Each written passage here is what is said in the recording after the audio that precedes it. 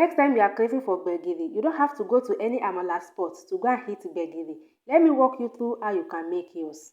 To make Gbegiri, you need beans. In an empty bowl, I measure a cup and a half of beans into the bowl, add some water to it and allow to soak for 20 minutes. This particular beans is very strong. That is why I'm soaking it for 20 minutes. But it's absolutely delicious. It's my favorite, so I love it. Feel free to make use of any beans of your choice. Shout out to Delicious Army for requesting for this recipe. The link to her channel will be in my description box below. Please check her out. She has amazing recipe on her channel. Trust me, you will like her channel.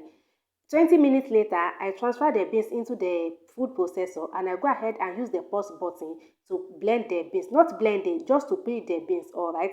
I'll go ahead, take the beans to the sink and then get rid of the chaff. The beans is perfectly clean. I just go ahead and add it into the pot. I add enough water to it. If you still have few chaff in it, it's okay, alright? It's perfectly fine. It's not going to alter the taste of your soup, don't worry. Go ahead and add some onion to it. Add enough water to cover the beans, alright? Cover the pot and allow to cook, and while it's cooking you will need to top up the water, alright?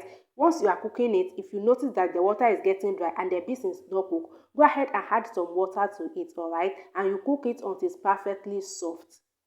This is exactly what we are looking for. As you guys can see, I use my finger to press the beans and it's super soft. From the look, you guys can see that it's soggy, alright? I'll go ahead and transfer it into the blender. Blend it until it's completely smooth. You can allow the beans to cool down a little bit before you blend it. Back in the days, back in Nigeria, our mother used to use broom, alright? But the technology has made life easy. Just go ahead and make use of your blender, alright? Add a good reasonable amount of palm oil into the pan. Go ahead and add the Gbegiri as well. Once you add the Gbegiri, add a tiny bit of water into your blender. Shake everything very well and pour that into the Gbegiri. Do not add too much water because you don't want the soup to be watery, alright? You want the soup to be in between, not too thick and not too watery, alright? Once you add the Gbegiri and the palm oil in the pot, go ahead and stir everything together until they are well combined. The reason for the palm oil is going to give it that vibrant yellow color, alright? That yellow color that makes everybody to like the Gbegiri. That is what palm oil does to the Gbegiri, alright? Add everything and go ahead and stir it together until they are well combined. In case it's your first time hearing Gbegiri, Gbegiri is basically bean soup that is originated among Yoruba people in Nigeria. Gbegiri has been existing before my father was born, before my mother was born, before I was born, alright?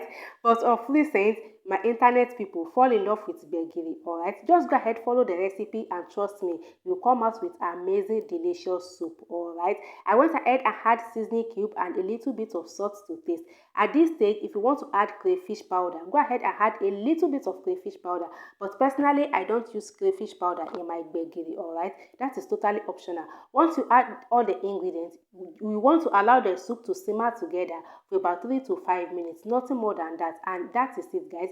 Go ahead and turn off the heat and the Gbegiri is ready. You can go ahead and add a little bit of pepper if you want to have the Gbegiri on its own. But because I'm going to be pairing the Gbegiri with stew and ewedu, there is no need to add a pepper, alright? I hope I explained very well. The moment of truth, the moment we have been waiting for. Just go ahead, take your amala. Amala is usually wrapped in a plastic wrap like this to prevent it to get cold, alright? Put your amala in the bowl and then take your spatula.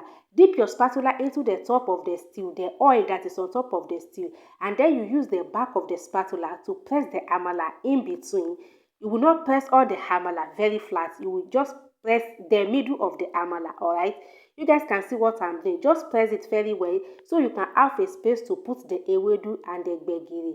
You first put the ewedu and then you follow by the Gbegiri and you follow by the stew. Just watch what I'm doing here. You will totally understand what I'm doing, alright?